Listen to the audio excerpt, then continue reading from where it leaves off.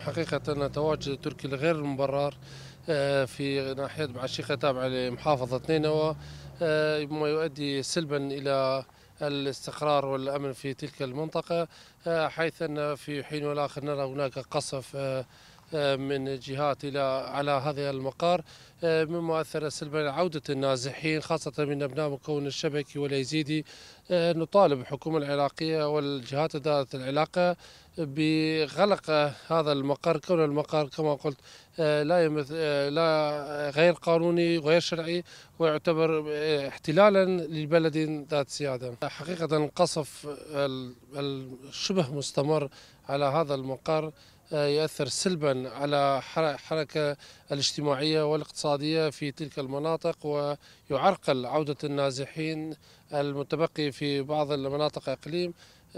كما يؤثر سلبا على أمن واستقرار محافظة نينوى وفي ناحية بعشيقة. حقيقة في الحكومة السابقة كان موقف متفرج، موقف يعني موقف مخجل جدا، ولكن هنا حقيقة نتأمل من سيد محمد شيع السوداني أن يتخذ موقف أكثر حزما من الحكومة السابقة باتفاق مع جانب التركي بغلق هذا الملف الذي يؤثر سلبا علينا كأهالي منطقة سهل نينوى. أي قوة شبه محتلة كون لم يأتي باتفاق مع الحكومة العراقية أكيد سيؤثر سلبا على المكونات والأطياف الموجودة قريبة من تلك المنطقة اقتصاديا واجتماعيا، وكذلك عدم الاستقرار الأمني في تلك المنطقة يؤدي إلى نزوح عكسي في تلك المناطق. هل تركيا يخرق سيادة العراق؟ حقيقة